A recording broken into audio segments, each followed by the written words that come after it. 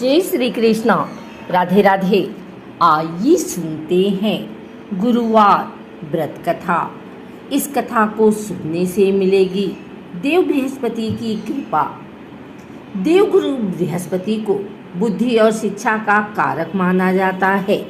गुरुवार को बृहस्पति देव की पूजा करने से धन, विद्या, मान सम्मान, प्रतिष्ठा और कई अन्य मनोवांछित फल की प्राप्ति होती है। धार्मिक ग्रंथों के अनुसार गुरुवार को भगवान बृहस्पति की पूजा का विधान है। गुरुवार के दिन व्रत और कथा सुनने से घर परिवार में सुख समृद्धि बनी रहती है। आइए सुनते हैं गुरुवार व्रत कथा।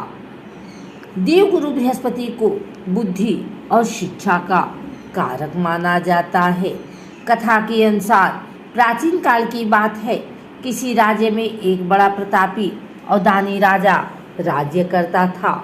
वह हर गुरुवार को व्रत रखकर दीन दुखियों की मदद करके पुण्य प्राप्त करता था, परंतु ये बात उसकी रानी को अच्छी नहीं लगती थी। वह न तो व्रत करती थी और न ही दान पुण्य में विश्वास रखती थी। इतना ही नहीं, राजा को भी ऐसा करने से मना करती थी। एक समय की बात है, राजा शिकार खेलने के लिए बन गए। घर पर रानी और दासी थे। उसी समय गुरु बृहस्पति देव साधु का रूप धारण कर राजा के दरवाजे पर भिक्षा मांगने आए। साधु ने जब रानी से भिक्षा मांगी तो वह कहने लगी, हे साधु महाराज, मैं इस दान और पुण्य से तंग आ गई हूँ। आप कोई ऐसा उपाय बताएं जिससे कि सारा धन नष्ट हो जाए और मैं आराम से रह सकूं। इतना सुनकर बृहस्पति देव ने कहा, हे देवी, तुम बड़ी विचित्र हो। संतान और धन से कोई दुखी होता है? अगर अधिक धन है तो इसे शुभ कार्यों में लगाओ। कुंवारी कन्याओं का विवाह कराओ, विद्यालय और बाग बगीचे का निर्माण कराओ, जिससे तुम्हारे दोनों लोग सुधरे। परंतु साधु की इन बात से रानी को खुशी नहीं हुई। उसने कहा कि मुझे ऐसी धन की आवश्यकता नहीं है जिसे मैं दान दूं और जिसे संभालने में मेरा सारा समय नष्ट हो जाए। तब साधु ने कहा, अगर तुम्हारी ऐसी इच्छा है तो मैं जैसा तुम्हें बताता हूँ तुम वैसा ही करना।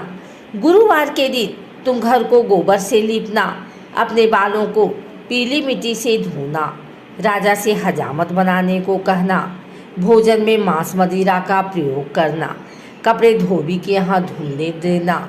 इस प्रकार 7 बृहस्पतिवार करने से तुम्हारा समस्त धन नष्ट हो जाएगा। इतना कहकर साधु के रूप में बृहस्पति देव अंतर ध्यान हो गए। साधु के अनुसार कई बातों को पूरा करते हुए रानी को केवल 3 बृहस्पतिवार ही बीते थे कि उसकी समस्त धन संपत्ति नष्ट हो गई। भोजन के लिए राजा का परिवार तरसने लगा। तब एक दिन राजा ने रानी से बोला कि हे रानी, तुम यहीं रहो, मैं दूसरे देश को जाता हूँ, क्योंकि यहाँ पर सभी लोग मुझे जानते हैं, इसलिए मैं कोई छोटा कार्य नहीं कर सकता। ऐसा कहकर राजा दूसरे देश को चला गया। वहाँ वह जंगल से लकड़ी काट कर लाता और शहर में बेचता। इस तरह वह अपना जीवन व्यतीत करने लगा। इधर राजा के परदेश जाते ही रानी और दासी दुखी रहने लगी। एक बार जब रानी और दासी को 7 दिन तक बिना भोजन के रहना पड़ा तो रानी ने अपनी दासी से कहा, हे दासी, पास ही के नगर में मेरी बहन रहती है, वह बड़ी धनवान है, तू उसके पास जा और कुछ ले आ ताकि थोड़े बहुत गुजर बसर हो जाए। दासी रानी की बहन के पास गई। उस दिन गुरुवार का दिन था और रानी की बहन उस समय बृहस्पतिवार का व्रत की कथा सुन रही थी। दासी ने रानी की बहन को अपनी रानी का संदेश दिया, लेकिन रानी की बड़ी बहन ने कोई उत्तर नहीं दिया। जब दासी को रानी की बहन से कोई उत्तर नहीं मिला तो वह बहुत दुखी हुई और उसे क्रोध भी आया। दासी ने वापस आकर रानी को सारी बात बता दी। ये सुनकर रानी ने अपने भाग्य को कोसा। उधर रानी की बहन ने सोचा कि मेरी बहन की दासी आई थी, परंतु मैं उससे नहीं बोली, इससे वह बहुत दुखी हुई होगी।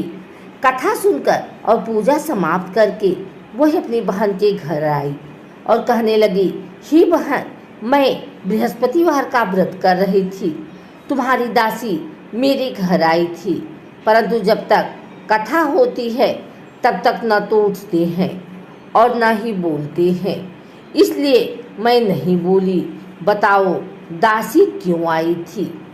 रानी बोली, बहन, तुमसे क्या छिपाऊं, हमारे घर में खाने तक को अनाज नहीं है। ऐसा कहते कहते रानी की आंखें भर आई। उसने दासी समेत पिछले 7 दिनों से भूखे रहने की पूरी बात अपने बहन को बता दी। रानी की बहन बोली, देखो बहन, भगवान बृहस्पति देव सबकी मनोकामना को पूर्ण करते हैं।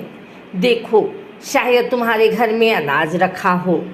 पहले तो रानी को विश्वास नहीं हुआ, पर बहन के आग्रह करने पर उसने अपने दासी को अंदर भेजा तो दासी को बड़ी हैरानी हुई। दासी रानी से कहने लगी, हे रानी, जब हमको भोजन नहीं मिलता तो हम व्रत ही तो करते हैं, इसलिए क्यों न इनसे व्रत और कथा की विधि पूछ ली जाए ताकि हम भी व्रत कर सकें। तब रानी ने अपनी बहन से बृहस्पति देव की कथा सुनाई और विधि बताई। बृहस्पतिवार व्रत के बारे में जब पूछा तब उसकी बहन ने बताया, बृहस्पतिवार के व्रत में चने की दाल और मुनक्का केले की जड़ में अर्पित करें तथा दीपक जलाएं, व्रत कथा सुने और पीला भोजन ही करें। इससे बृहस्पति देव और भगवान विष्णु प्रसन्न होते हैं। व्रत और पूजा की विधि बताकर रानी की बहन अपने घर को लौट गई। 7 दिन के बाद जब गुरुवार आया तो रानी और दासी ने व्रत रखा। वह घुड़साल में जाकर चना और गुड़ लेकर आई, फिर उससे केले की जड़ तथा विष्णु भगवान की पूजा की। अब पीला भोजन की चिंता को लेकर दोनों बहुत दुखी हुई। चूँकि उन्होंने व्रत रखा था, इसलिए बृहस्पति देव उनसे प्रसन्न थे। वह एक साधारण व्यक्ति के रूप में धारण कर 2 थालों में पीला भोजन दासी को दे गए। भोजन पाकर दासी प्रसन्न हुई और फिर रानी के साथ मिलकर भोजन ग्रहण किया। उसके बाद वह सभी गुरुवार को व्रत और पूजा करने लगी।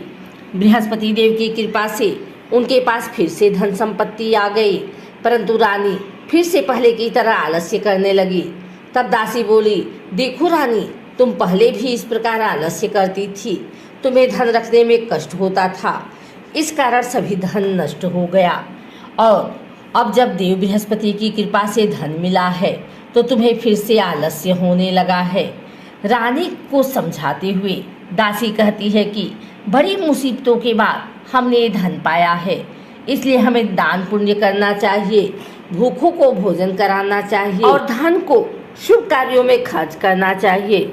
इससे तुम्हारे कुल का यश बढ़ेगा, स्वर्ग की प्राप्ति होगी और पितृ प्रसन्न होंगे।